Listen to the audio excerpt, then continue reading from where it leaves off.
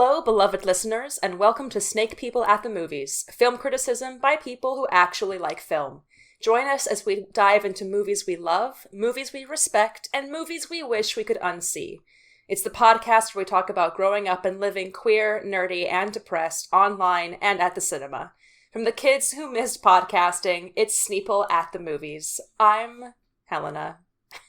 I'm Ezra. And I'm Maddie. Welcome back. My God, it's been like 2 months. It's been an amount of time. I missed the fuck out of you two. It's been almost 2 months. Sorry for that awkward as fuck intro where I had to take a big pause in between introducing myself like I was Terry Gross. Well, to be fair, the thing that happened there is that we didn't write our names down in the order we were going to say them. I realized that in the middle of you introducing to the intro, and right? I was like, fuck, wait, no, there's something we can do now! Is that what that face was? I saw that, and I was like, that was the Maddie and I going, which one of us is gonna go first? No! Yeah, fine, it worked. We did it. It's like we did it! Did you, it's like we've been doing this for 4 years or whatever. I'm sure you guys played that like theater game where you just like all sit. I was just thinking about that. Close your eyes. Yeah, the one where you just count, and if two people say the same number at the same time, you gotta start over.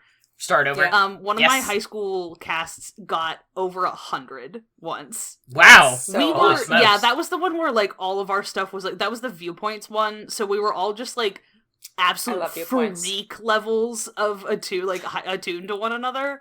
Yeah, good times. Yeah. We did that almost every single night for Much Ado a couple years ago, and we were getting it. We had to stop because we were like, we're too good at this. We're getting like, if we keep going, we're never going to like end. And if somebody starts doing that, I'm just like, that makes the fucking dopamine dispenser in my brain go absolutely haywire. Yeah. 1, 2, 3. We can't do this. We didn't even try getting to 4. Come on. Okay. I know, it's because I realized that if we started going either, we would fuck up somehow. Yeah. Or it would just kind of keep going forever. We would have to just like cut this audio and start over again. Sorry. And also I was gonna be embarrassed. Patreon exclusive coming up. That's just us seeing how we do counting on a recording. I want to, sometime we gotta remember how that fucking word game that you and Madeline taught me that one New Year's Eve works. Yes. Because I want to play that again. I have to remember that. Yeah, we also played that every single night before Much Ado. It was baller. Anyway. Yeah, we should theater teach, games. frankly, theater games, yeah, but frankly, that one I think we should explain on the podcast at some point because it's really fun and everyone should try it. It's a very fun rhyming game, and like improv response game. This reminds me that the last time that we recorded, I was still doing the program, the Fiasco, and that now it's over. It's been over for 1, 2, 3, 4 weeks. You both have been in Portland since we last recorded. I know. Yeah, we were not at the same time, Helena. No, I just chose my flight in the cheapest days. I don't know what to tell you. I understand. No, it's fine. I understand and respect that. This is like 2 or possibly 3 trips in a row where you have left like on the same day that I got into town. And I'm like, you bastard, if you don't want to see me, you could just tell me. I would just tell you on the podcast in front of millions. In front of our bunch of people. Yeah. You could have been at the zoo with us. Sorry. I know. We went to the zoo. Yeah, unfortunately, there's only so much PTO a person gets. Yeah. Yeah, we went to the zoo and experienced every possible weather in the same day in the span of like 3 hours. Because Portland except is insane. snow. Yeah. Maddie did send me pictures of bats though because they love me. The bats were awesome that day. The bats were great. Love bats, as we all know. Yep. We saw a very small owl. We saw so many things. We saw so many animals. I didn't see a white worm though. No. we had to go to another source for the elusive white worm. Mm-hmm. That was a terrible segue. I love you so much. It was right there. But it worked. Hey, Hey, it happens. You know, it was like the meme with the freeway exit where someone is fucking Tokyo drifting trying to take the turn.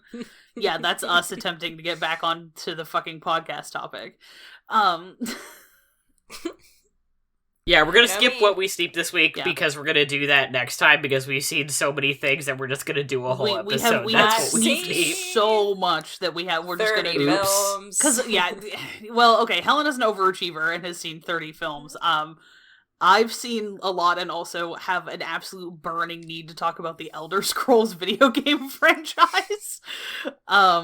Look, it has overtaken my household. My roommate and I both have Tumblr tags that are just our names moved to Tamriel. Don't worry about it. We also, Ezra and I, are both mostly or entirely caught up with Star Trek Picard. And I also bought the complete series of Slings and Arrows on DVD with as a reward to myself. You are making me want to rewatch Slings and Arrows so bad. It's so good. I literally you posted that, and then I had the fucking like cheer up Hamlet song stuck in my head for like 3 days. I haven't seen that show in years. I binged it with my parents because my parents loved it and haven't seen it in a long time, and we did it during my vacation because it's like it was only 18 episodes. And I have dropped shows that I was trying to get caught up on. I won't name names. Since watching it, because I was like, I've spent so much time watching like a real TV show that's like good that I've tried watching other stuff after that, and I was like, I can't do this. What's the point? I was gonna say, I feel like you have to name names now, Helena. Okay, well, or you can put it in the chat. This is a safe space. I'm just no, it's fine. I was trying to get caught up on Shadow and Bone. And, that's fair. I was watching the second season of Shadow and Bone. I watched one episode, and I was like, I couldn't get invested. I couldn't get into it. It was so dark. Is Ben Barnes still in that? Mm-hmm. Like, is he in season 2? I started nodding like I've actually seen the show. Remember. But I think so. I watched all of season 1. I don't remember, like, how the plot ended. The thing is that if he's in it, I am much more likely to eventually watch it because Ben Barnes is hot. Ben Barnes, yeah. He does come back. Okay. Yes. And they're introducing the thing. It's like I felt like I had to be into. I was like, they're introducing the whole like Wylan and like Jesper thing now. They're like speed running the plot of like Crooked Kingdom into some stuff that they haven't even gotten to the plot of Six of Crows yet, which is hilarious to me, and actually I think it kind of works, honestly. Okay. Every time this show comes up, what the fuck is season 1 about then? Season 1 is just Shadow and Bone. Like, it's all just about Shadow and Bone stuff, which happens before the events of Six of Crows, allegedly. I don't know. Okay. Every time we talk about the show, I viscerally remember that I DNF'd. I haven't read Shadow and Bone either. Six of Crows, like 3/4 of the way into it, right in the middle of the heist, because I realized I didn't give a fuck. See, I love Six of Crows and Crooked Kingdom, and I loved it so much that I like stayed up until midnight, past midnight reading them, which I haven't done in years, especially for a YA series. But I've never read Shadow and Bone. I don't really care about Shadow and Bone. I'm never going to read Shadow and Bone. Yeah, I'm not gonna. I enjoyed the first season a decent amount. I liked the costumes, but the costumes are fun. The actors are all good. It's very well cast. The thing is that the word that they use for the weird little coats that everybody wears is like means like meatball. And I think, like, Arabic... It's the same word as, like, meatball dishes. And so every time they said it, I was like, you're wearing meatball... Oh. Because they're called, like, keftes or something. No, that's something else. Anyway, they're called something and just... It sounds almost exactly like, basically, meatballs. And it was just... anyway, I have, like, 3 brain cells. That's okay. And all of them... I used to have more of them, but then I watched The Lair of the White Worm, and they died, but in, like, a good way. Excellent segue. I am fucking. Zoop. I have thrown the wheel of the podcast. It's spinning dramatically in the opposite direction. Everybody duck. The boom is coming across the deck. This is an elaborate metaphor. We're really going. It's been a You long know what time. I like to see? Yeah. Before we get into, like, the meat and bones. That's an awful thing What? to say. The meat and Shut potatoes. Don't leave it. It makes sense. Yeah, that's what a dragon eats. That's not what people eat. Meat and bones. It's like meat you and potatoes. combined shadow and bone and meat and potatoes. Yeah. Yeah. Interesting. Okay. Well, filing that one away for later. You know what I really Anyhow. like? And before we get into the meat and potatoes of the plot, is what I meant to say. What the Sure. movie Yes, is, fair, people who all right. aren't aware of it. Do you know what sight I really enjoyed seeing in this film? What? Was Peter What? Capaldi wearing a kilt. I thought That that was was very good. There are a number of truly uniquely like pleasurable sights in this movie, all of which are Agreed. also bizarre. Yes. Do we want... I feel like How you do guys have seen this more recently. Okay, how do you explain the Lair of the White Worm? Okay, I'm gonna just do. I'm gonna do the sort of the stats, as it were. So The Lair of the White Worm is a 1988 supernatural horror comedy film. I would say that it more accurately would be described as a supernatural horror sex comedy. Agreed. This movie is... I have seen pornography that is less horny than this movie. And that's like, I'm giving this thing a gold star for that. We love to see it, truly. Yes. Positive. The amount of, like, camp predatory lesbianism that, like, curves back around to just being hot. I don't know. I had a great time. It was very enjoyable. Bisexual I think actually snake the queen. last episode that we recorded, Maddie and I had just seen it recently-ish. Yes, Yeah. And I I think said that is true. that it would have been, if I hadn't just also seen From Beyond, which is also an 80s horror film, that it would have been, that Lair of the White Worm would have been the horniest movie I've ever seen. Oh, well that just means I gotta not watch ever From seen. Beyond Full stop. now. Yeah. Recently. Fun fact about this movie is that my dad has seen this movie and like remembers it fondly. This is evidently he's not sure if this is exactly where he saw it, but this is the kind of thing that they used to play at the Grand Illusion in Seattle in the 80s. And I was like, I need a time machine and I need a date. Because like who wouldn't want to take somebody they wanted to smang to go see this on a Friday night? Like, come on. My God. Agreed. It's like Travis Bickle. Anyway, Jesus Christ. I'm gonna read the plot, the very short plot summary off IMDb. There we go. And then we can go from there. Smart. When an archaeologist uncovers a strange skull in a foreign land, the foreign land being the UK, the residents of a nearby town begin to disappear, leading to further inexplicable occurrences. Inexplicable is a good word for it. This Yeah. fails to mention That the does party, not describe what happens in this movie at all. the party that it happens really at the doesn't. beginning of this film, which was really special because the Yeah. legend of the White Worm is this sort of local history thing that's Yeah. like and Like so they have folk like this history. folk history, like Robin Hood, you know, and so they have like this party at the town hall where they sing songs about the White Worm, and they have this dude in a costume, like a white worm costume, come slither. Yeah, there's into multiple the party. people Yeah, in this. it's sort of like a lion dance costume. Yeah, And then the they have idea a is bunch of weird that food. one of which maybe jokingly one of them is worms. Yeah. maybe. Am I recalling that Pickled, correctly? yes, I believe they say that it's pickled worms and Pickled aspic. worms. Yeah. Importantly, all of this is all of this is presided over by absolute primo twink mode Hugh Grant. Yeah. This is the first movie he was in, or one of the first It was movies definitely he one was of. in. Yeah. Very early on. This is his golden era. This is Yeah. He is, post Maurice, yeah, Yeah. just by a hair. narrowly. Yeah.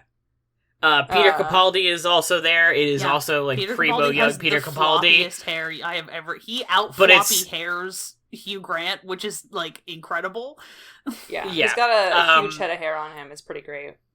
It's one of those things where like he's young enough where you look at him and you're like, oh, I don't know who that guy is, and then the credits roll and you're like, that was Peter Capaldi? Legitimately did not know that was him until the credits rolled, and I was like, huh? Yeah, so for all of you who are used to seeing Peter Capaldi circa, The Thick of It and Doctor Who, it's weird. It's weird. He's hot, though. Everyone in this movie is hot.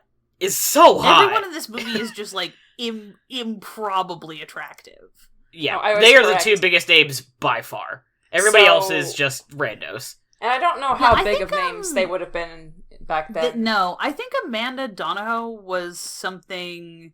She was, I think, had something of a...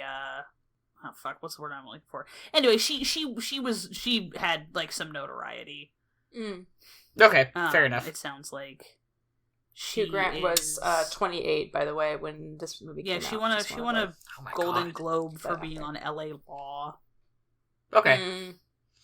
Like, my dad was like, I talked to my dad about this movie, and he was like, oh, is that, it's like, Amanda, oh, fuck, what's it, like, he, like, remembered her as, like, the name from this movie, which I thought was interesting. Okay. Yeah. I was too busy being loudly bisexual.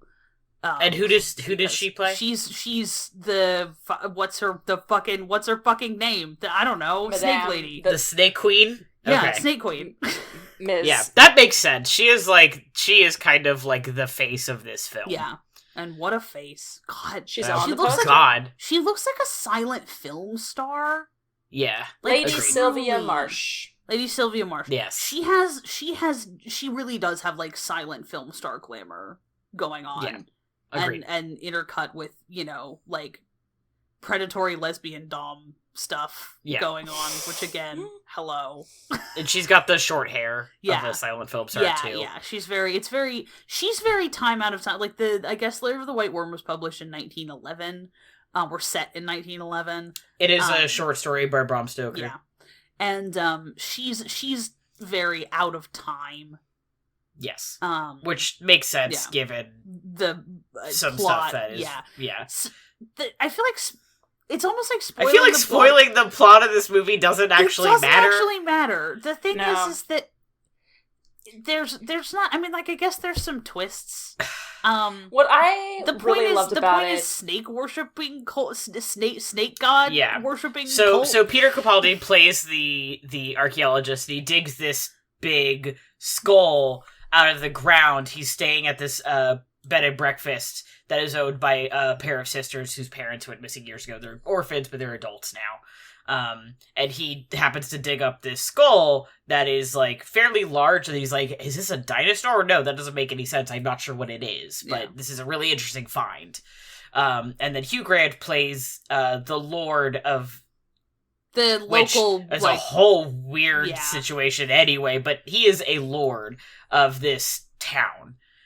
Who recently came back to, like, take his lordship. I guess his dad probably died recently or something. And it's things, him digging up this skull, things just kind of spit out from there, featuring Lady Sylvia Marsh, as she starts to do evil snake worship, basically. She like kills people and sacrifices them to the snake god. She tries to, anyway. Or attempts to. She does at least once. Yeah, with that poor boy. Yeah, that poor kid. Yeah, but she doesn't successfully sacrifice him. She just kills him. She's going to, and then Hugh Grant shows up to be like, hey, motherfucker, what's up? And then she's like, shit, whatever, I'm just gonna drown this kid. Yeah. She just kills him. Yeah. Time to go answer the door. It's very camp. Yes. It's very campy. There's some absolutely buck fucking wild, like, flashback / hallucinations shit that is done with what I think must be some sort of, like, layered green screen effect, where there's, like, they're filmed something and then it's like partially done in like a green or blue screen so that you have like a texture, like a moving texture coming through in the background. It's fucking nuts. It is really bizarre. It's very bizarre, and it's like, it's done kind of... It's really cool to see. Cool. I'd love to know how they did it. I'd love to have a behind the scenes, like, here's how we did that. There's a few different scenes where they do it. It's not necessarily I can also imagine, like neatly done, but it mostly just, like, looks so fucking wacko that you're just like, yo, what? Whoa, what the shit? Yeah. And some of those sequences are long. Yeah. I was a few seconds, we watched it together, but I was a few seconds ahead of you. So there's one point where I was like, whoa! And then you caught up to me and you were like, oh, I get why you made that sound just now. Yeah. And you can understand why the people having these hallucinations come out of them and are, like, horrified. And, like, stunned. Yeah. The first one we see, the girl, like, drops to the ground and Hugh Grant has to, like, pick her up and take her downstairs because she, like, can't really walk on her own. It's like, yeah, I get it. There's a lot of shit in this movie that is, like, objectively upsetting, but it's played so ridiculously that you mostly end up laughing at it. Yeah, it is a horror film, but I think that is appropriately categorized. Yeah, it's definitely... I would... Sorry. I do think it's definitely a horror film. It's definitely a horror comedy.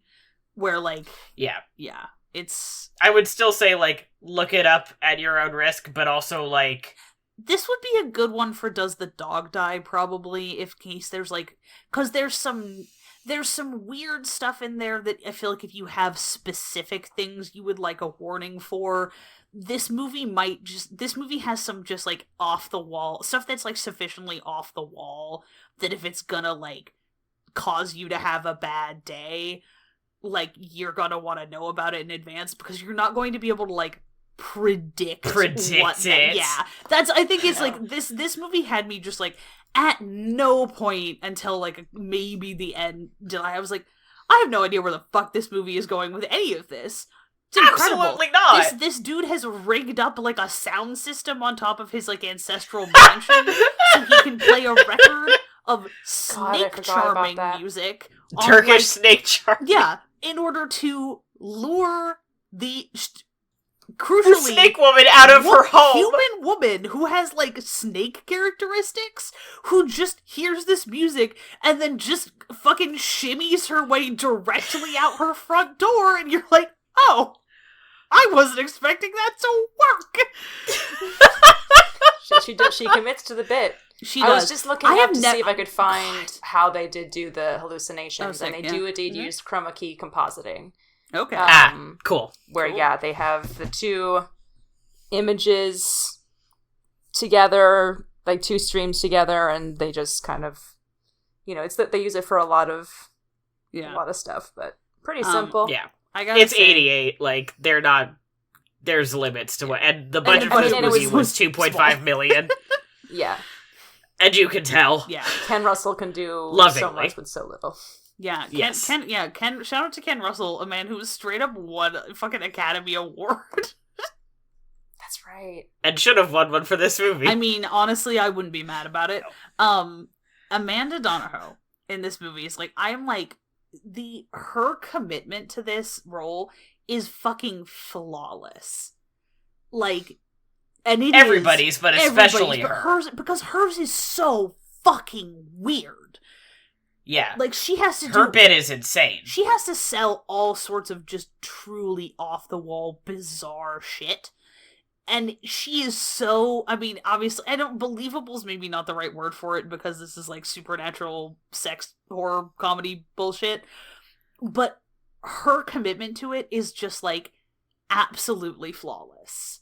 The idea that it is almost believable is absurd. Yeah. Early on in the movie, she spits snake venom at a crucifix that's on the wall. And you're like, yeah, alright. Sure. I'll incorporate that into my belief system.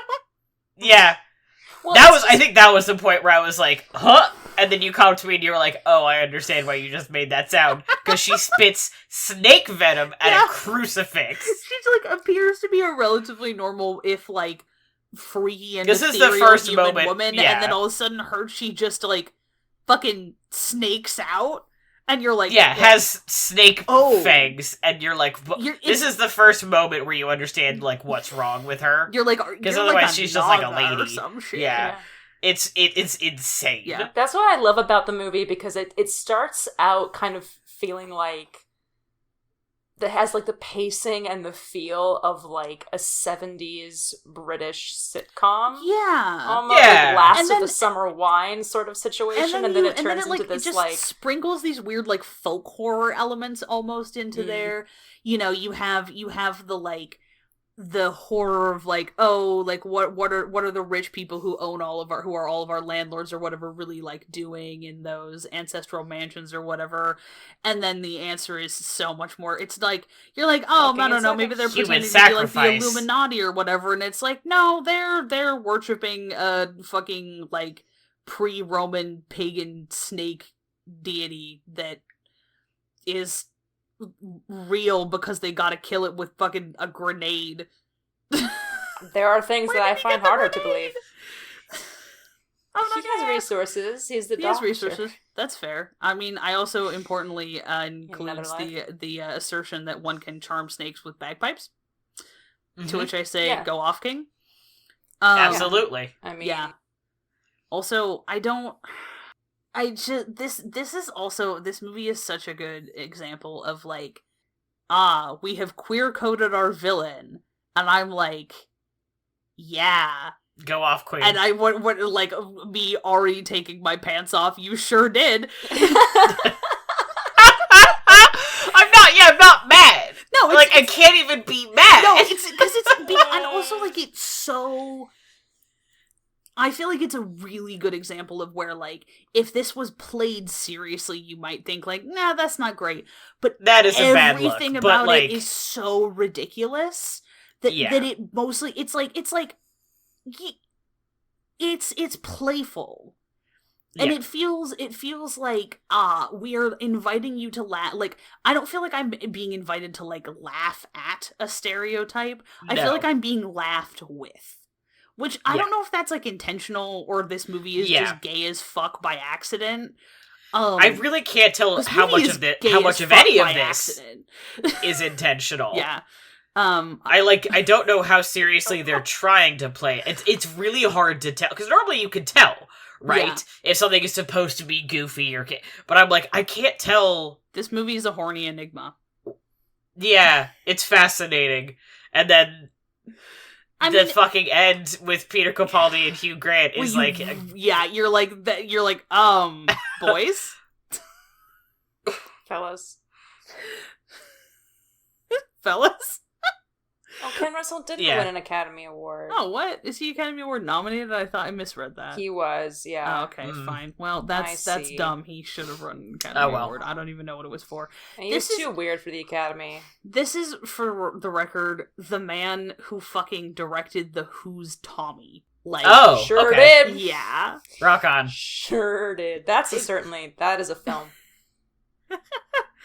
God bless. Yeah. No, it's real important.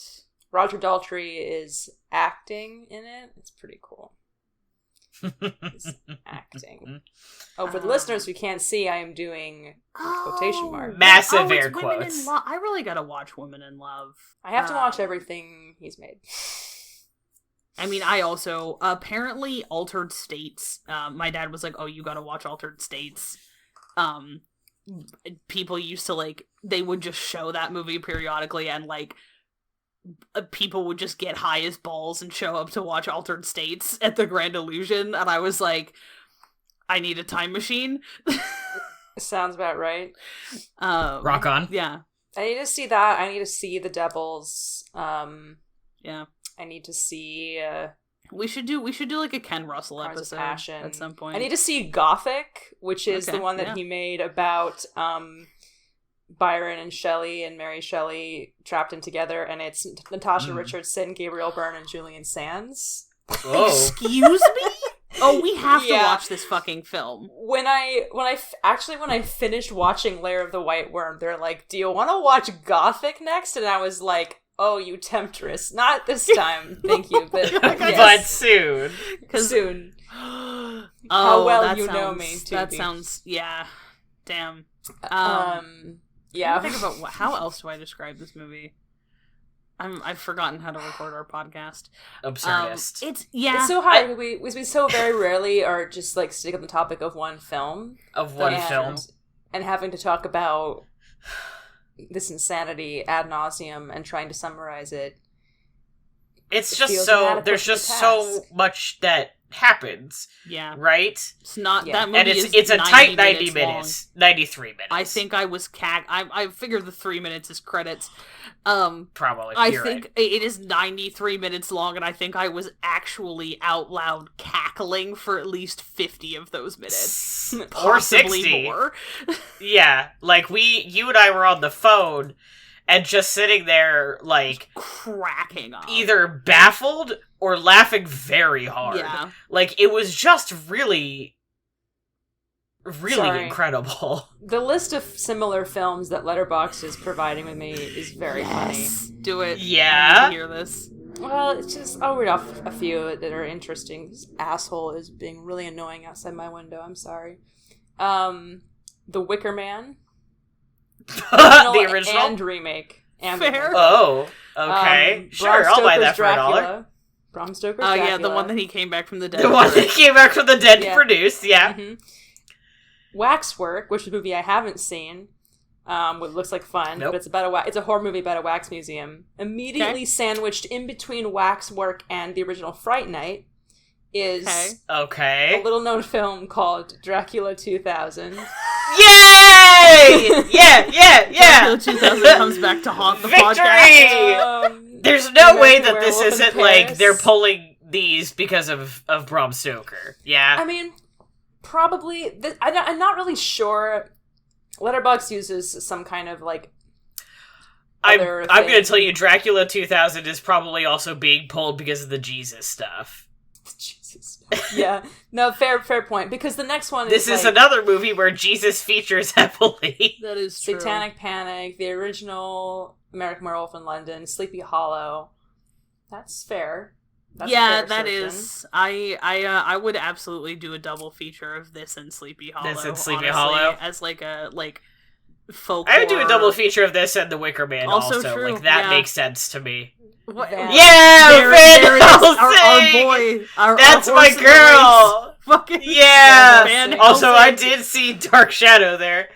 Yeah, that's in there too. Unfortunately. I think it might be time to rewatch Van Helsing. I'm thinking about it. I think maybe we should wait till we talked about doing that for 100. No, yeah. We could do it for the 100th episode. You know what else we could do is we could make it a Sneople movie night.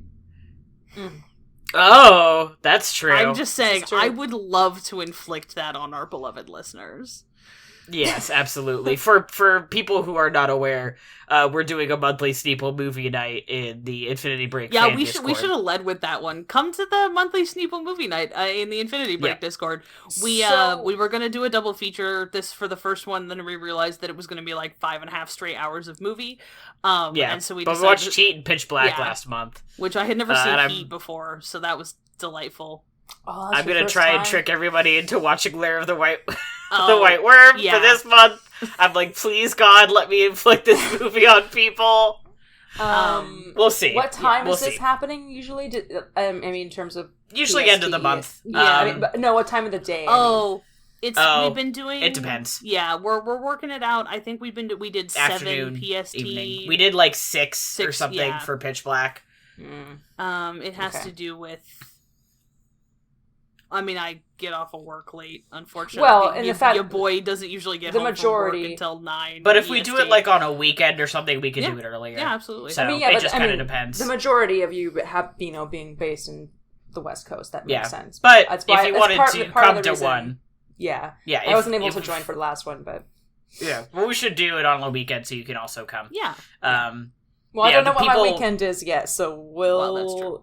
We'll find out. But we'll discuss. If you have listeners, if you have any suggestions for movies that you want to be able to let us just yell during, hit us up. Yeah, it's on. Yeah. I think I've linked it on. Join the Discord so you can look. Put that shit on Twitter. If you've got a weird fucked up cult classic that you want to inflict on 5 to 10 other people, go ham. We pull a bunch of movies, and then people who subscribe to our Patreon can vote on what we watch. So if you want to like actually vote, you can subscribe to the Patreon, and then you don't have to subscribe to watch it though. You just have to be part of the Discord. If you have opinions, pay $1 a month to 1, express your opinions, and 2 get so much free Sneople content. Oh my god. Content. So much free content for our other shows. I was gonna jokingly, no. There's so much Patreon. There's content so much. too. Wow. Oh my god. There's so much Parasites content. We have to cut so much bullshit from the average episode of Parascience. Because Maddie and Ben and we're so dumb. Like, just we're just like a fucking runaway chemical reaction. Yeah, incorrigible is a good word for it. Yeah, that's fair. Anyway, so this movie is also incorrigible, frankly. Sneople movie nights, and whether or not we're gonna find a way to inflict the Lair of the White Worm, which no one suggested anything else yet, I think so far I'm winning. I did some suggestions. Sunshine, that's true. I did suggest Sunshine. I also suggested in a like total Sunshine. pivot an Austen adaptation, but that's just because I want to watch Sense and Sensibility, because it's that's fair. It's a very springy movie for me. We could also do the new adaptation of Emma, which I quite enjoy.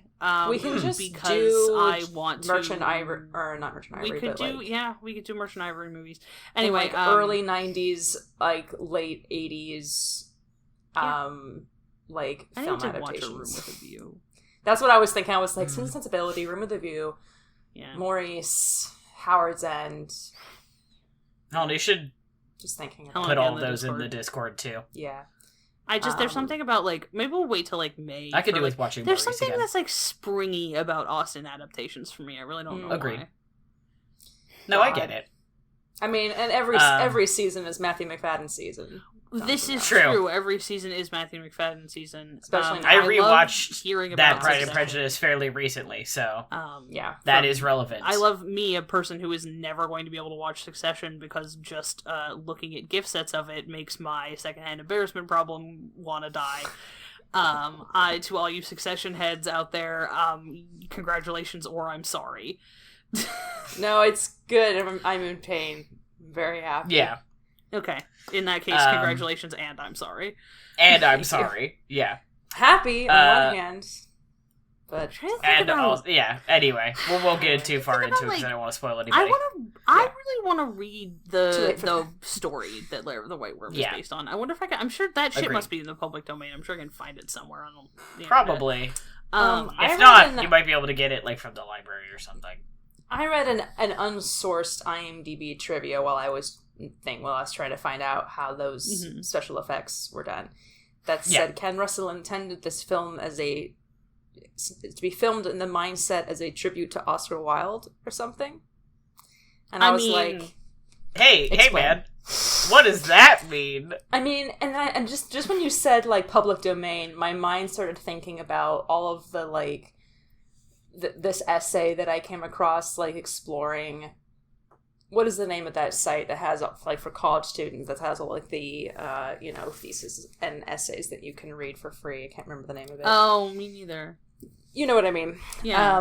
And I came across one once that was, like, about Bram Stoker's relationship with Oscar Wilde and everything, and that weird... and that bunch of business. What? Oh, yeah. There's like a whole thing with him and all right, and I'll Oscar look it Wilde. up later.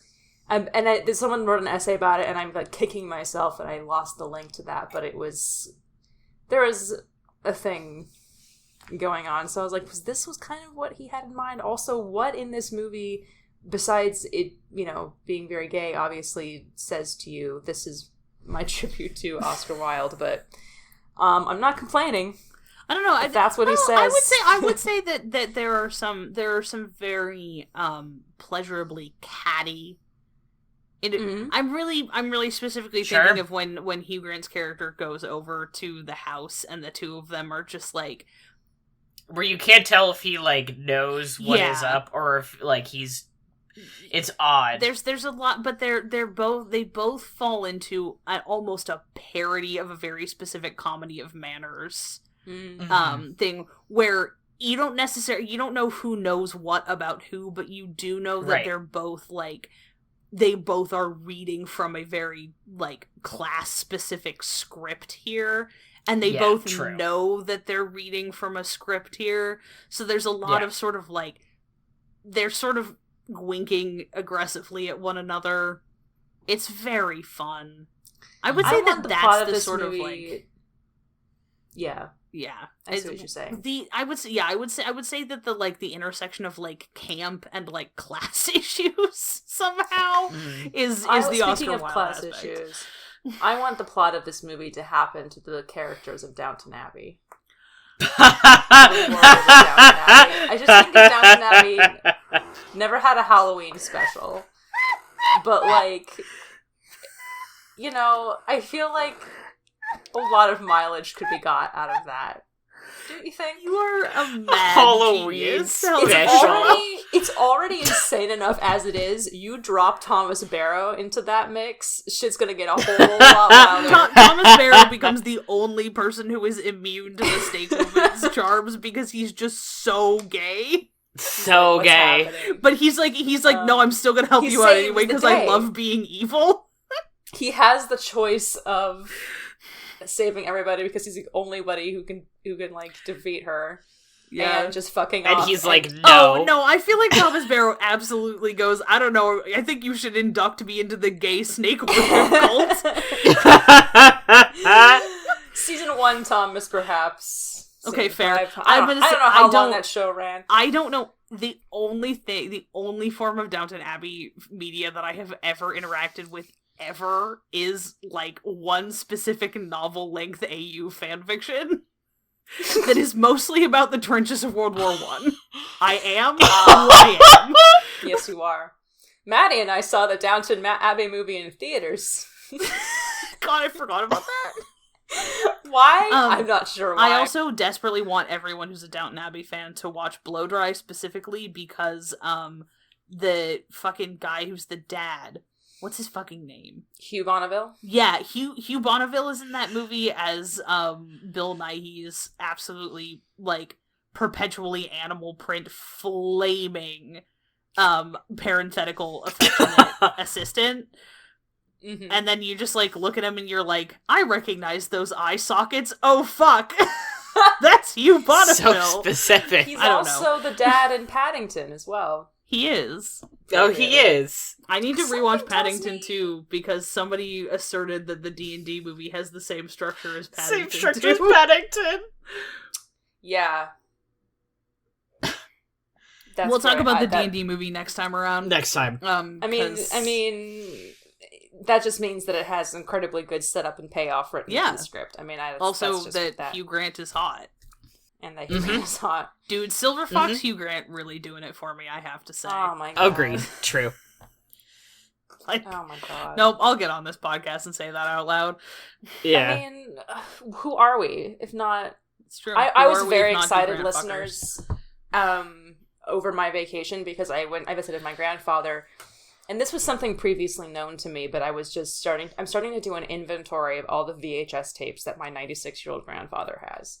And he has a lot of VHS tapes, a lot of DVDs. The DVDs are mostly television series. Oh, interesting. But then a lot of VHS tapes of movies, most of which contain multiple movies because they're actual, like, blank VHS tapes that he recorded the movies off the television, so they have, like, 3 movies or 2 movies at a time on them. Well done. I love your There's grandpa. So much Hugh Grant in Good this for collection. Him. The most random shit. I swear, I shit you not. I told Ezra this because I knew that they would appreciate it when I found it. But I pulled out a VHS tape and it said "The Englishman Who Went Up a Hill and Came Down a Mountain," which is the most niche. Screaming. I am actively trying to find this movie. It's because I need it. That sounds like 3 movie titles stapled together. It does. Like that sounds like he did one fucking, like, pun of 3 movies all together. Yeah, it's also that is what I thought you were talking about for a second. Is really, and that is also based on a true story. Yeah, it's a real movie that he's in the 90s. When I was trying to do my Hugh Grant Rotten Tomatoes challenge, I was like, how the fuck am I going to find this movie? Because it's fucking nowhere. And my grandfather has it on a VHS tape. Because my grandmother was a huge Hugh Grant fan. And so they have Bridget Jones' Diary. They have Mickey Blue Eyes. So it's genetic. Sense and Sensibility. It is genetic. Because it hit every single one of us. Because my mom has that problem too. My mom and I famously borrowed my grandfather's copy of Bridget Jones' Diary and watched it twice in one day. I have never seen that particular movie. Fun fact about The Englishman Who Went Up a Hill and Came Down a Mountain is you can rent that shit on YouTube. Bridget Jones' Diary is a Jane Austen adaptation, so we should watch that for our Jane Austen adaptation. Really? Series. Yeah. It's an adaptation of Pride and Prejudice. Loosely, but yeah. What? Dude, Cole very Meany's loose in this adaptation. movie. Yeah. It's based on a book, which is an adaptation of very loose adaptation of Pride and Prejudice. But that's why it's very funny that Colin Firth is in it, because this was a decade after he had done, not quite a decade after he had done Pride and Prejudice, and he plays the Darcy character, and Hugh Grant plays the Wickham character. Yeah. There's a lot of, like, stuff that's, like... Listeners, I'm making so many faces right now. How did I not know this? Is Bill Nye the dad in that movie, or is that Jim Broadbent the dad in Bridget Jones' Diary? Oh shit, I don't remember. I'm gonna look it up though, hang on. I desperately love that movie. Anyway, my grandfather's VHS collection is incredible. He did not have Lair of the White Worm, though. It's Jim Broadbent. Curiouser. Jim Broadbent? Okay. He's great then. Goes without saying. But if you want to watch, like, Cadfael with Derek Jacobi, my grandparents have that. Fascinating, alright. Midsummer Murders, Foyle's War. Oh my god. This is just, like... so much. It's the BBC there. Yeah, this is like the list of, like, I remember thinking, oh, I should watch that show, and it was like, well, what are you gonna do? Get it, like, one season at a time out of the library? And then all of a sudden I got to, like, my junior year of high school and I had too much homework to do anything. And so that ship sailed. But yeah, that was, like, the height of my, like, all I want to do is watch, like, everything the BBC put out from, like, 1975 to 1995. Mm-hmm. And just make that my entire personality. Yeah. Anyway. Well, you're in luck. I can help you with this now. I was insufferable as a teenager, but, you know, in, like, a fun way. Who wasn't? Tia Boo. I was an Anglophile before that was, like, people, like, said that. As an insult. Like, I was genuinely, like, a extreme Anglophile, like, long before shit like Sherlock came out. Oh my god.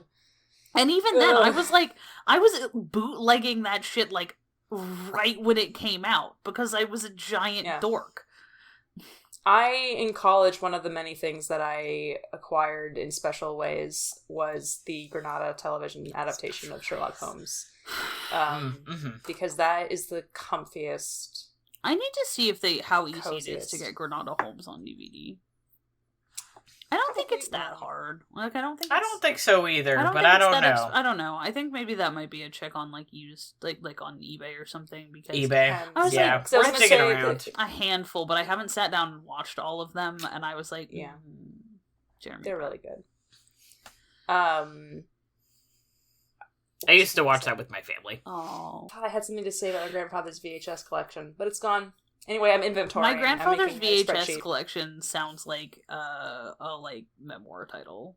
Yeah, I was gonna say that sounds like a parody of something. Yeah, maybe that will be the title of my memoir. I now remember what I was going to say. I did, when I was in Portland, go to the Movie Madness sale. And I did find the RSC Macbeth with Ian and Judi Dench and Roger Rees and your friend and mine, Ian McDermott. Very nice. So I am very excited about that. That was a very good find. Yeah, probably the finest adaptation of that play ever committed to film. I will die on that hill.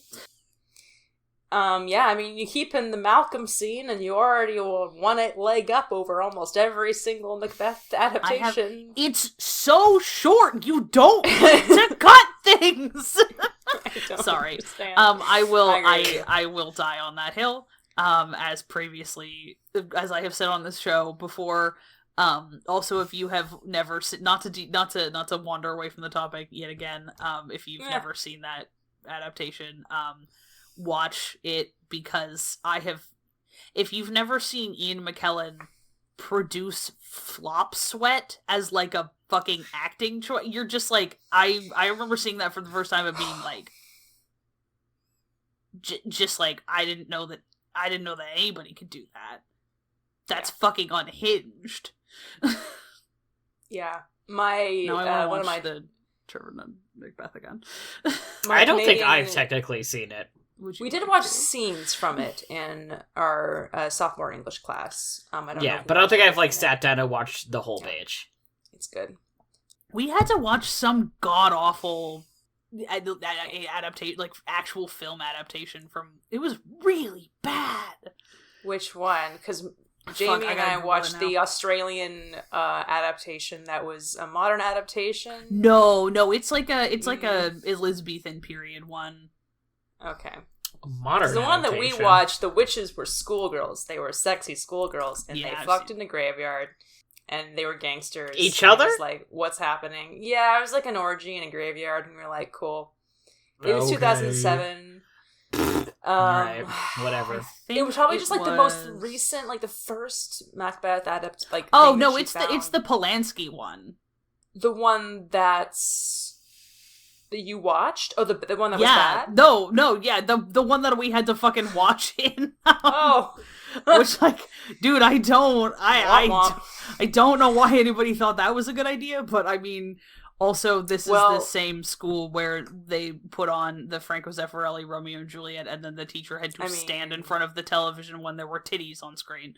We also put on this. We also watched both the Zeffirelli Romeo and Juliet and the Baz Luhrmann. I went to an incredibly prudish high school, but also their film adaptations of Shakespeare choices were stuck in the 80s. And it was just bizarre. I can't remember I think what our English teacher in senior year did for Hamlet was that we never watched the entirety of one adaptation. We watched 3 different versions at least doing the soliloquies. Because I remember distinctly watching David Tennant do Oh That This Too Solid Flesh, and Kenneth Branagh doing How All Occasions Do Inform Against Me, because he's one of the only people who keeps it in his adaptation, and the Ethan Hawke To Be or Not To Be and whatever, in the video happens. Store. Once again, not to climb up another hill for the express purpose of dying there, I will defend the Kenneth Branagh Hamlet to the death. I know. I'm not saying this is a good thing about me, but it's a true thing. Well, I don't entirely think you're wrong. It's just funny. I'm not saying it's flawless, but I will defend the idea that it has merits. With my teeth if necessary.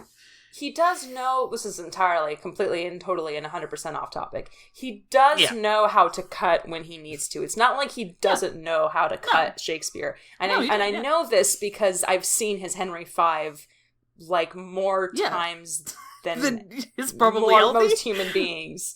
Yeah, and same. And I've also read the play, and he does make a very good cut of and he keeps in the Southampton scene, as you should, and if any other adaptation, cough cough, The Hollow Crown cuts the Southampton scene, it's been anyway a decade, and I'm still Thea Sherrick. I'm good. One of these days I'm gonna write you a fan letter that just says why. It was the wrong choice. It was a bad choice and the wrong choice. Also, you know what else is nonsensical is cutting that you cannot cut the 5.5 minutes of waffling that precedes "'Tis clear as is the summer sun," because if you do, that line doesn't make any sense. Did they do that in The Hollow Crown? Yeah. Oh, for fuck's sake, dude! They cut the entirety of the legal back and forth. That's for that guy playing the Archbishop. That's I know. Speech he gets. Were like, fuck you, buddy. He's like, huge speech. Oh. Anyway, that makes me so the mad. I have so many strong opinions. I liked their Richard. This is just the Shakespeare. Their Richard II is good, and then it goes downhill from there. Whoever is playing Percy in in those is very, very good. It's the guy from fucking BBC Robin Hood, isn't it? It's Joe Armstrong. I believe you. I've never seen BBC Robin Hood. I've seen 3 episodes of BBC Robin Hood, and when I was high as balls after I got my sinuses reconstructed. So he was memorable, is what you're saying. Well, he's hot. I mean, mostly I remember that it looked like he was wearing a sweatshirt with the sleeves cut off for some reason. No, this is interesting news. Anyway, we have gone. You can't give me another reason to watch. You cannot give me another reason to watch BBC Robin Hood because I already am like this close because Toby Stephens is in it. You should do it, Helena. I will watch BBC. I will go with you to Mordor on this one. I will fucking watch BBC Robin Hood with you. You are gonna have to carry me. Yeah, it's fine. And you know what's gonna give me the strength to carry you is the fucking violent resurgence of my Richard Armitage problem. Bless you for he wears a lot of leather in that show, and I am a simple man. You are, and it is true. Anyway, the Hollow Crown. Richard II is good. Henry IV Welcome back is to Sneople, fine. Everybody. Welcome back to Sneople. You remember Henry V us. is fine. You love us. Henry V is bad. It was a bad adaptation of Henry V. I didn't see the Richard III or their Henry VI, but I heard that they were I gotta say, I actually liked Henry IV Part 2 better than Part 1, which is vaguely fucked up. Purely because those 2 movies are an absolutely criminal waste of Simon Russell Beale as Falstaff. Yeah. It is genuinely someone should be arrested for the level of crime that is in squandering the possibility of Simon Russell Beale as Falstaff, because they cast Simon Russell Beale as Falstaff and then looked him in the eye and said, if you are funny, we'll kill you. Yeah. Yeah, is how what I imagine the direction had to be on that one. I'm like, it's Falstaff, and I'm like, did they tell you? Did they have was it the Disney snipers trained on you? I will remember the way that he delivers Lord, how the world is given to lying till my dying day. Like, no, that I've is true. seen that adaptation manages, once, and I remember that. No, he manages to be good nonetheless. It's just that it's a criminal misdirection. Like, it's just awful. That being said, the actual, like, when Henry thinks that his father is dead, when Hal thinks his dad's dead and takes the crown, that scene is done really well. Yeah. The Jeremy Irons and Tom Hiddleston stuff is done really well because both of them are very good at Shakespeare. Yeah. Yeah, everybody in it is good at Shakespeare. Yeah, it's just that they're directed like shit. It's just that, I feel like that's often, most of the problems with the Hollow Crown come from not feeling like the audience can be trusted sometimes to be, like, understanding what's going on. It's like, your actors are really good. This is your main cultural export that you made to, like, celebrate hosting the Olympic Games, and you did this to it? Garbage pit of an island. Anyway, watch the 2012 you know what's a much adaptation. Better. Go watch Lair of the White Worm, which has a much better relationship to English kitsch. And we're back. That only was a half an hour tangent. This is my role on this podcast, is that every once in a while I just, like, tackle both of you, and I'm like, we have to go back to the topic at hand. Or in this case, I tackle myself and Helena because Maddie has been sitting here staring at us like, God, I love these chuckle fucks. I do. I love you both very much. And I do love Shakespeare. I just haven't seen very many adaptations. I was looking at the store for replacing my mug where the letters are coming off, and I realized that it's $16, so I think I might just get a new mug. You could just write getting a words. new mug? Yeah, you can just... Are you gonna just get a new mug? Or are you gonna... I'm thinking about it. Okay. Because I'm worried that, like, if some of them are coming off now, if I wash this mug, like, how many more are gonna come off? At one point, do I just lose all the letters, right? You should give it a couple more times before getting a replacement. Just to see... Whatever. I'm gonna think about it. Yeah, think about it. Anyway. Because some of the... Anyway, doesn't matter. Go watch Lair. Anyway. Go consult. Just watch Lair. The web. Just be aware that, like, There's some things that are, like, approximating sexual assault. Yeah, that's but true. It's so odd. This is quite a statement, and I'm aware that what I'm about to say is quite a statement. I'm sensitive to sexual assault stuff. I like to have a heads up for it. I did not have a heads up for this movie, but it's so bizarre that I was like, I don't even care. Yeah. Like, what is happening right now is some of it happens in the hallucinatory sequences, which makes it difficult. And the other stuff is, like, off-screen. It's, like, implied and it's off-screen. Yeah. So that is, like, a warning for you, but, like... I feel like my overwhelming feeling was what? Like, I'm sorry, am I, like, correctly tracking what is going on the screen with my human eyeballs right now? I don't know. Yeah. Yeah. Mood. Shit's bizarre. Yeah, at the end they blow up the snake with a grenade. Yeah. He's an archaeologist. Where did he get a grenade? Yeah. The 80s were wild. When you graduate from archaeology school, they give you a stash. They give you one? Grenade. No, they give you a stash. I was imagining it's funny, they're like, at some point in your career as an archaeologist, you have to choose. You're gonna need this one. You have to choose the moment where this is the perfect punchline. You only get one. And by God, he did it. He did it. He's Scottish, and that ends up being plot relevant. Yeah, also extremely funny. I've forgotten about that. Yeah. I mean, besides the... Yes. There's... The costumes in this movie are very fun. The entire budget went into costuming Amanda Donahoe. As it should. Because everything she wears is incredible, and obviously she is... Genuinely, I cannot even articulate how beautiful she is. It's, like, fucked up. And then, the car, there's several scenes where people are driving in a car. Yeah. But, like, they clearly, like, when they're shooting I said this to you, Z, but I was like, it's clear that, like, they're not shooting the actual inside of the car, because they, like, can't afford it, or that's not, like, they're not, so they're, like, doing a green screen. Yeah. Or, and, like, they have them sitting in, like, a prop of some kind. I think because the two of them sitting together is, like, way too small. But, like, the car is not as small as the shop. That is true. So the car is... They're not filming the car, the inside of they're the car? They're not filming, like, the car. With those shots. It looks like they're in a prop of the car. They're in some kind of, like, fake shot, and it's a green screen in the background.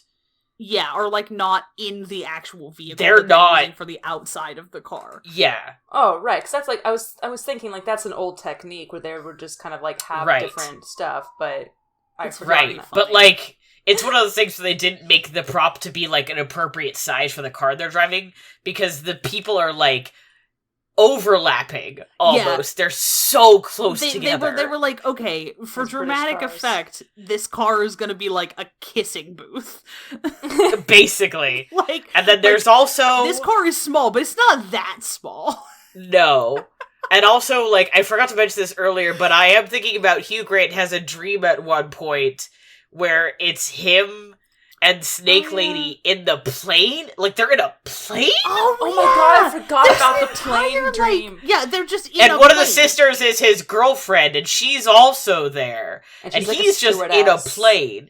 And the ladies are all stewardesses. Yeah, and it's basically an excuse for, like, a sort of vaguely and it's like burlesque. A sex dream. Yeah. But also, like, a horror where she's, like, killing people, and he gets woken up, and he's like, bummer, I just got woken up, and I'm like, that was a nightmare! People were dying! Yeah, I don't know, it does not seem to have caused a, it does not seem to have killed his boner. You were dying! She was, like, snake killing you! He's an English landlord. That stuff is run-of-the-mill. It's pretty, they all have weird snake fetishes, yeah. Yeah, he's like, oh, people are dying, whatever, all in a day's work. Yeah. If you not to shit on the tenant system, if you need any more actually. reasons to watch this movie, I have 2 of them, and they're called the thigh-high boots that they have on Amanda Donohoe for a bunch of this movie. There's 2 of them, the left one and the right one. Yep. This really is, like, as we were saying, like, there's definitely some queer coding, which, like, maybe is not for you. I found it actually, like, charming. But this is a win for the bisexuals, I think, because everybody is so hot. Yeah. Oh my god, everybody is so hot. And, like, so gay. I love it in movies when the people are hot. This movie is it's so homoerotic. Like everyone in the movie is bisexual too. There are the times when it's homoerotic and you can tell that it's like like bisexuality is like dangerous and threatening, evil, but also you know, like enthralling or whatever. Like it's kind of, you know, it's scary and it'll kill you, but it's kind of sexy. And then there's the whole other layer of homoeroticism that I'm like, that's just like there. It's not like used for like negative connotations or anything. It's just like, guys, you really just gonna keep looking at each other like that? Yeah, I want Lair of the White Worm too. Everyone in this movie wanted to fuck nasty. Yeah! With everyone. Okay, you know what? I'm just gonna say what happens at the end. If you don't want to hear it, just stop listening for the next, 5 minutes or whatever. Where Peter Capaldi ends up getting bit, and he doesn't realize that the lady calls him and is like, hey, I give you, an allergen or whatever the fuck. Sorry, but it's not like you need... the antidote. It's not like... Yeah, but it's not like you need... snake anti-venom or whatever. Who needs that in this day and age? And he realizes, oh fuck, now I'm an evil snake man. And he fucking does a pun at the end where he basically tells Hugh Grant, I'm gonna bite you. And then they drive off in a car. Yeah, it's just like... Drive off into the sunset. There's like a vampire... the snake thing is contagious. It's a little bit of a vampire, sort of. Sometimes it's contagious. Yes. Sometimes it kills you, and other times it, turns you into a snake person. Yes. And I think the idea is that, she's the Lord of the Snakes or whatever, but she's dead by the end. So, oh, man. he's the Snake Lord now? In half. Yeah. Sorry, guys. I just remembered that part because I was like, oh, yeah, it does turn you into a snake sometimes. And there's that chick who's, crawling around like a snake, and then she gets killed like a snake. Yeah, the mom. It's revealed that the mom of the 2 girls is alive still. Yeah, and she's been a snake for the past 10 years. Yeah, people periodically disappear from this village, and the idea is that she's been sacrificing them to the snake god, or just keeping them as pets. Has she been fucking their mom for the past 15 years? Frankly, would I put it past her? Where's the dad? He's gone. I don't know how to tell you this, but she had he got fed to the fucking snake god, and then she kept the mom. I don't know. Not interested. Yeah. Anyway, she seems to mostly flirt with men in this movie as a way to get what but she was in love with that Roman Emperor. She was in love with the Roman Emperor. She's definitely bisexual. Roman Emperors, and Hugh Grant is so twinky in this movie that it, doesn't really count. That he's basically a woman? Is that what you're saying? Although if I met a lesbian who looked like that, again, hello. That is what I'm saying. Hello. Yes. Fair enough. He has that energy. He has that gender that I want. Yeah. Anyway, young Hugh Grant is so late 80s. There's so many genders in this movie. This movie is wall to wall genders. Yeah, it's not quite as gender as his pre-mustache, his non-mustache parts of Maurice. The part. Oh, I forgot about the mustache in Maurice. Yeah, he wears a mustache. Yeah, the traveling mustache of feigned heterosexuality. Yeah, at some points James Wilby's wearing a mustache, and you're like, this I like not. And then some point Hugh Grant's wearing one, and you're like, that's bad. It's a bad mustache. These are all bad. Bad all the way down. Yeah. Bad mustaches. Bad enough that I forgot about them. I just deleted them. Yeah, you were like, this is bad, and I'm going to get rid of it. None of this, thank you. I respect that. Goodbye. Anyway, gender. Anyway. Peter Capaldi's sweaters in this movie are just great. I'm it makes me want to go to I need to go thrifting right now. All the money spent on her outfits and his sweaters. Yeah. Yeah. Just and the mansions.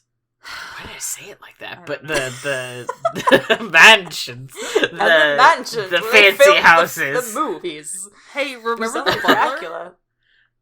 Yeah, which like he was also really weird, but like he wasn't even evil. He was just a freak. Just a freak. I feel like that's the thing about this movie is that like the people who even like the good quote unquote like good guys are all either like already freaks or it takes about like 3 minutes of exposure to whatever the fuck is going on here for them. And they're like, all right, I'm a freak now. Yeah. They're like, all right, I am hoisting my freak flag up the flagpole. Let's go. Yeah, which we should all strive to do. Please watch this movie. My God, like, what? Like, please, like, what else can I say? Please, like, recreate your, like, high school sleepover experiences with this. Like, yeah. Invite people over to your apartment or whatever, make a bunch of popcorn, like, make, like, root beer floats or some shit, you know, drink if you want to, get a little blazed if you want to. Obviously, all that's always optional, but, like, definitely, like, company and camaraderie make this movie even fucking funnier, because this is definitely the kind of movie where you really need to be able to, like, look at your friend and go, yo, what the fuck? This, at some point you said, like, this feels like the kind of movie in high school that you would have gone to the video rental store and taken out to, like, hide from your parents to like be in the basement and be like, stand by that. They can't know that we're watching this movie, but we're gonna watch this movie. And you're right. Yeah, this is the movie that like you bribed somebody's older sibling to rent for you because it was an R-rated movie. Yeah, and you're all 16 or whatever. And then you watch it and like you in like 5 or 6 years you look back and go, that definitely awakened something in me.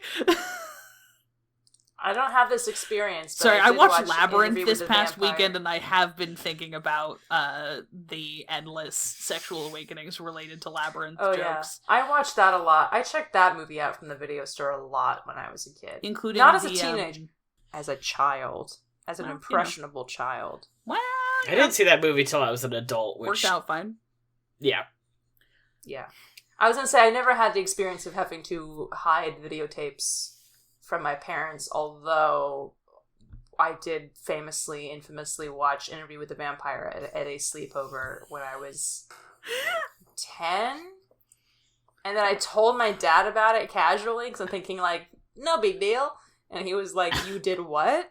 You watched what? And I was like, yeah, there's some stuff that happened in that one. Yeah, no kidding. That was just me and my We watched friends. that together. Oh my God. My first time was watching with Ezra in our dorm room. Holy fuck. Like on one of our laptops. I've forgotten about that. Yeah. Wild. And I have not seen it since. Nah, me neither. Yeah, one of those was Billy Elliot for me, which is R-rated only because of all of the cussing. Language. All the cussing, yeah. Which, like, but I do remember that being one of those, like, we can't tell our parents we got this. Yeah. I still don't know how my friend got that shit. I made my mom take me to the first R-rated movie I saw in theaters, because I was like, you have to come and see this movie with me, because I have to go and see it, and I can't go and see it because I'm 14. So That's very funny. What was it? Starshielding Limited. Of course it was! Because Adrian Brody was in it, and I knew Right. who Wes Anderson was. That was part of it, Right. too, but I was like, Adrian Brody is in this movie, and this was 2 years after King Kong came out, and I was like, I have to see this film. I have to see this movie. This explains a lot, actually. Yeah, so I made my mom Pieces go and see are that falling with me. together. Yeah. The double whammy of my King first Kong R-rated and then me getting my hands on The Pianist when I was in the 8th grade. Again, I don't know why somebody let me get that out of the library when I was 13. Yeah. They did. I don't think they were allowed to age restrict anything at the library. I mean, that's good. Yeah, but I don't know. I got a hold of it somehow. I wonder if that's still true. Just obsessed with Adrian Brody at that age. I mean, early 2000s Adrian Brody. Again. Stop me. Yep. I could go on. I could go on. We should do an I Adrian won't go Brody on. episode one of these days. Yeah, oh, good totally. God, we should. He's been in a lot of schlock. 2-hour long episode. Excellent. Yeah. Excellent. I did watch Grand Budapest Hotel recently, in which he is partly featured. Yeah. He is like the main reason. I'm not against the idea of watching Poker Face. I just don't have a Peacock account and don't know anybody close to me who has one. I don't want to like bribe anybody for it. But he is on Poker Face. This is the reason he's. I do want to see Poker Face. I also love Natasha Lyonne, but he is a main motivating factor of why I would be watching Poker Face. Shit, okay. Do I know somebody? It's not in Succession anymore. I mean, as far as we know, so unless he makes an appearance this season. He was on Succession? He was on Succession a couple seasons ago. Last season. Yeah. He's got TikTok. He's got time. 7 episodes left for him to show up. That's all I'm saying. Plenty of time. Plenty of time. Any last pressing thoughts on Lair the White Worm or Adrian Brody? I'll save my Adrian Brody thoughts for the Adrian Brody episode. Excellent. Agreed. Can't wait to hear them. Yeah. Many of them involve me being teased as a middle schooler for having him be my first celebrity crush. I was too. You know, people made fun of me a lot. Helena. And I was like, I don't know what I to remember tell Helena you. being teased for this specifically. Yeah, I was like, I'm not taking it back. Like, I don't know what you hope to achieve by doing this. Yeah, You're like, you will not shame me out of this. You will not shame me out of this. I had a crush on Lee Evans when I was a kid. The English comedian Lee Evans. Like, you can't shame me. I don't know who that I'm is. unshameable of who I have crushes on and who I think is hot. That is not an area in which you can shame me. Anyway, this is a monologue 15 years too late. But yes, comrade. Yeah, Made fun of our crush on Adrian Brody. I just, every once in a while, I think about, like, meeting Maddie, and Maddie, like, telling me about Helena a lot. And then finally, like, meeting Helena and just being like, Maddie isn't type. On, like, a friend level. Oops. I mean, hey, it's worked out great for all of us. Yeah, good job. To the point where I occasionally forget that I didn't go to high school with the two of you. Yeah. It's very funny every time that happens, where we start talking about a story and you're like, I don't remember this. Or like, see... You're like, because you went to high school together, we didn't meet until you were 21, and I'm like, what? Oh, yeah. It's okay. Good stuff. Don't worry about it. Other people also forget we didn't go to high school together, for the record. Yeah. Really? True. Yeah, that's definitely happened, at least. Like, very I don't remember funny. who it was, but somebody was like, didn't you guys all go to high school together? And I'm like, no, Maddie and I didn't meet till we were 20 and 21. They're like, what? Well, because this is when we hadn't been friends. Like, you know, we've been friends for 10 years as of this summer.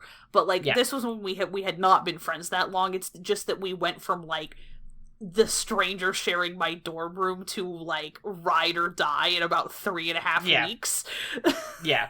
Yeah, you and I just did a speed run.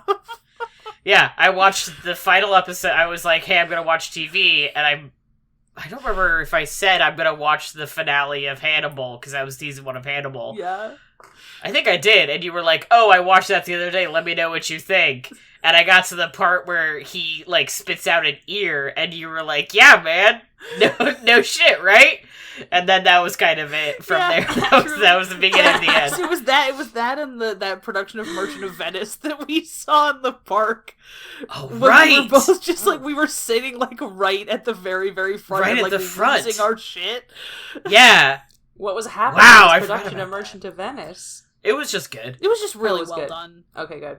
And yeah, it was always just thinking Shakespeare in the Park. I very distinctly remember at one point, when towards the end of the trial, Antonio, like, unbuttons his shirt and he had a big cross tattooed on his pectoral. Oh, and it was just like, oh fuck. Oh god. Yeah. Anyway. Yeah. No, that was just a really well done production of Merchant. Yeah. Yeah. They did the like over the aesthetic like contrast was very like very very like, you know, like all the way buttoned up 3-piece suits, you know, keep out like very like kind of like New York banker aesthetic, and then like Miami Vice with the like shades and the pastels and the like seersucker shit. Anyway, and like the, you know, like suits with shorts. it was just a Yeah. really well executed. It was just really well done. Yeah, it was just really well done and very like emotionally affecting. And the Maddie one and I production were that I have sitting on the seen was ground in the good. front, like freaking out. Yeah. I saw a production in college that tried to say something, No, but it did not Don't say stop. what it thought it was saying. Stop it! It's like we can talk about that off the air. Yeah, we can talk about that off the air. I anyway. have at some point we should do another Shakespeare one because I have a whole bunch more bitching to do about adaptations of Romeo and Juliet that misunderstands two houses both alike in dignity. Yeah, Stop all right. it. Mm-hmm. Anyway. Anyway, yeah. I don't have anything else to No. say beyond like, please watch this movie. Please watch this movie. This has made me wanna. I'm like, I want more absurdist folk horror in my life. Agreed. I want to watch The Wicker Man. I don't know that I want to watch Midsummer, but this is making me want to try Midsummer. Maybe not. Okay, thank you for both shaking your head at me. Oh, I have not seen it. I'm just like, I just have no interest really in seeing it. It's fine. Okay, I'll just go watch The Wicker I'm not Man. I'm not the world's biggest Ari Aster fan though, so I take what I say with a grain of salt. I know some people who love that movie. Love him. Yeah, So. I don't know. I'm that movie. I'm like over the hype fatigue enough that I'm willing to give it a try. But on the other hand, I could just go like be horny about Christopher Lee circa The Wicker Man. It's just I'd watch The Wicker Man. Yeah. Instead, I'd watch The Wicker Man again. Absolutely. Yeah, I just like we'll talk about this more when we do our What We Sneep roundup. But over the weekend, I like noped directly the fuck out after the first 10 minutes of Scream. So I've been in the mood for like a different kind of horror. Yeah, it just like I don't know, man. It was like nails on a chalkboard rubbed me the wrong way. I can't watch that movie. Yeah, we got like 6 minutes in, and Ben and I were like, "You're done." Yeah, and you were like, "I'm done." We were like, "Great, let's watch Labyrinth." So we just moved on. Just the horror. It was the like, it's the home invasion opening of that. But it's also just the like the pivot from like it's the misogyny. Like, not that the film hates women. It's the like violent misogynistic threats that I was just like, I can't deal with this right now or possibly ever. So, sorry, at some point, totally fair. We're gonna, some night that I can't make you, me, and Ben, Ben will do a Scream episode at some point. On Scream, because we could do like a Patreon exclusive Scream episode near Halloween or something. Like, I'd love to do that with you guys, but also like, I saw that reaction and I was like, I saw Ezra's reaction. I'm like, I'm never gonna make you watch this movie. Thank you. I watched all 6 of those movies in 3 days. Yeah, no, I know, yes, and you did. Y'all are having a really good time. Partly why we're talking about this on air, just to explain. Yeah. This was like the I wanted to try to see if I ended up liking them, that was great. I was going to be able to join you. This is the hard line, like we already know that it's like don't bother asking. It's a total no-go zone for me. Yep, which is totally fair. So, which is unfortunate, but it is what it is. So I don't think it's nothing unfortunate about it for me. Appreciate it. I'm still gonna try Halloween at some point just because I like John Carpenter movies, but I also just may not be able to handle the home invasion thing. Halloween was worse on that front for me than Scream was, but your mileage may vary. Yeah, I don't know. I'll at least give it a go, just on the basis that I trust John Carpenter. Yeah. I don't remember if I should watch Halloween again just because I like Halloween, but I'm like, I don't remember what the home invasion aspect of Halloween is, because I just remember so much of it is him in the neighborhood. But also because he's stalking her in the house. I mean, not in the house, but that's towards the end. But he's like, it's in both of the houses. Yeah, but also, that used to be something that was really sensitive for me, and that is no longer the case. I watched, God, what the fuck is that movie where there's like the one day a year where all crime is legal? The Purge? Oh, Purge. The Purge. The first Purge movie is Halloween, like Home Invasion Extraordinaire. And I was like, I don't know if I can watch this, but I'm kind of interested. I watched it and I was like, oh, I guess I just don't have an issue with this anymore. Oh, that's cool. Mm-hmm. In movies, anyway. I don't know the idea, but I also still like the idea of having somebody in my house. I'm very, very sensitive to, but I don't know. It's terrifying. This is why I lock the back door every night. But as everyone should. But I don't know. The line in movies is like I'm able to draw a gap there. That one was just like it took about like 2.5 minutes for me to just be like, I want to throw my shoe through the television screen if that's what it takes to turn this off. Well, and the opening scene for the first movie is extremely intense too. Yeah. So anyway, that makes a lot of sense. I'll probably give it, I'll probably give it another try and see if I can get through just that part some other time. But for now, that's or also we could like skip that scene because that scene is not actually super relevant to the rest of the movie, so we can skip that scene. True. But also, like I said, I'll just we go also read the just don't have to ever read watch the it plot ever again. summaries of them or something. So I know who you guys are talking about, and then just kind of leave that one where it lies. Yep, I think that sounds totally reasonable. I'm learning to like having like boundaries around the kind of content I'm willing to consume has been a problem for me for a long time. That's something that like it's just something I got bullied for off and on quite a bit, by like friends in various contexts of like. There was a lot of like, oh, well, like, Ezra's such a weenie, they're, like, ruining things for everybody else, It was like, well, but, like, why can't you put up with Silence of the Lambs? I'm like, because I'm gonna because it's gonna ruin my day for, like, 2.5 weeks, man. I'm also, sorry. like, you don't have to explain yourself. I have, like, you don't, but, you're gonna have an issue with it, because sometimes you can't. 17-year-olds are awful. That's so true. I have never, fun obviously. fact, I have never seen Silence of the Lambs. I have listened to Silence of the Lambs like it was an audio drama. Yeah. Good movie, but also I understand. Hid on the other side of a bed.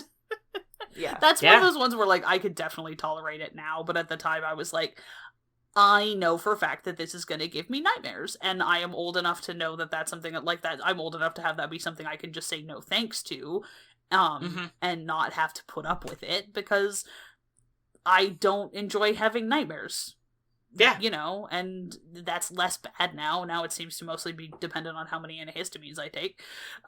But shout out to Benadryl, which gives me night terrors. Yeah.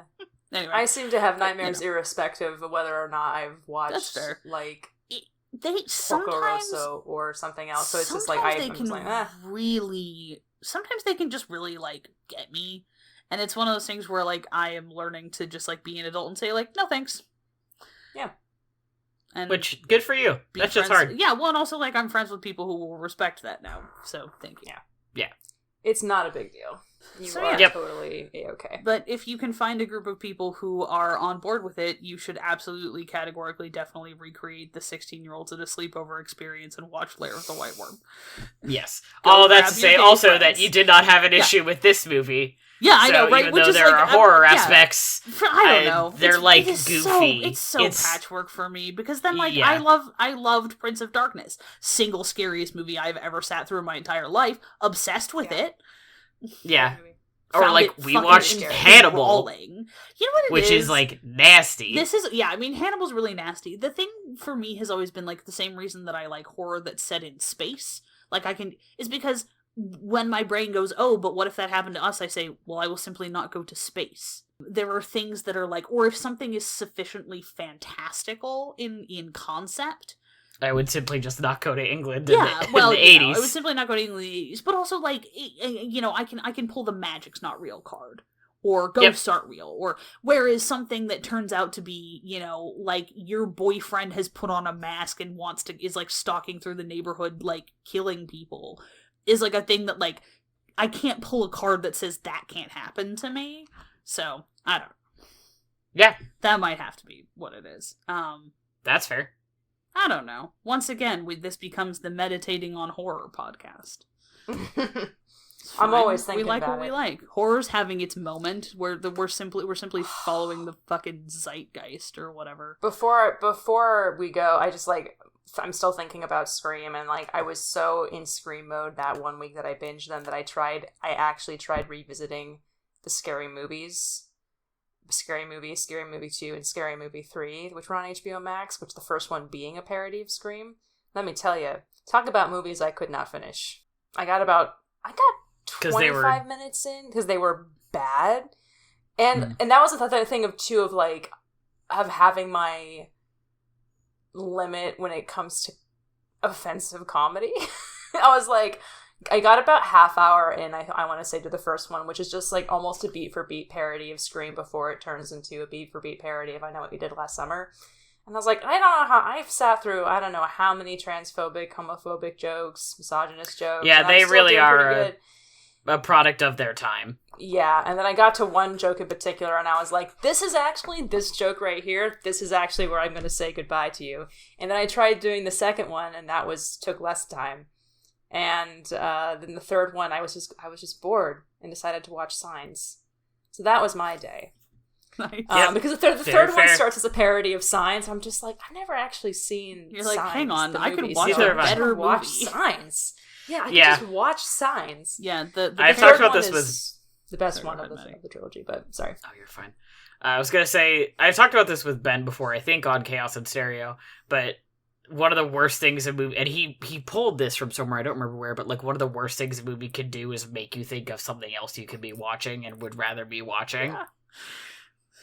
Simply and I very much agree. Don't remind me of a better movie if you don't want me to turn your shit off and go watch a better And watch the better movie. I'm not trapped in a movie theater. Good. I'm just like, that's the thing, like Young Frankenstein is a parody of Frankenstein, but it's a good parody of Frankenstein. But I don't want to go watch Frankenstein, I want to be watching Young Frankenstein. Like, one, it's a good parody of Frankenstein, and two, it's a good movie on its own merits, aside from being a parody of Frankenstein. Damn, I want to watch Young Frankenstein again. Next you know who's week a on fucking gender?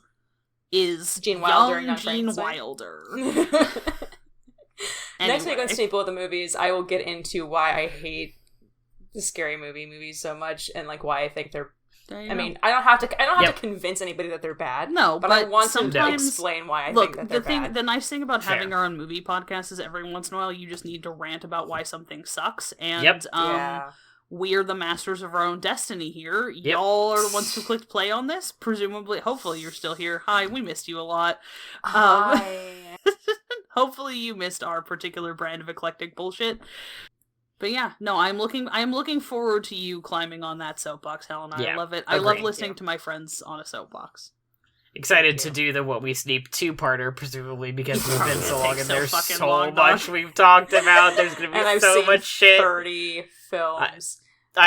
We've seen so many things. A lot of movies. But that all being said, I think it's time for us to wrap this one up. It's time for us to wrap this one up. And I can do that for you. I can help you with that. Thanks for hanging out with us here on Sneople at the Movies from the Infinity Break Network. Check out infinitybreak.net for more awesome content, and come hit us up on Twitter at people_snake, or shoot us an email at sneopleatthemovies@gmail.com. Our amazing music was done by Johnny Ronaldo, who you can find at Johnny Ronaldo on Twitter. Our super snazzy logo was designed by Bethany Luthold. Check her out at bethanyluthold.wixsite.com. If you've got a subject you want to hear us talk about, a movie you think we absolutely need to see, or are somehow able to pick your favorite line from Lair of the White Worm, oh my god, good luck to you, and you want to share it, come say hello. Also, if you can, please leave a review on iTunes and share the show with any friends you think would enjoy it. Any way that you could spread the news helps us so much, and we would really appreciate it. And as always, thanks for listening, and we'll see you at the movies.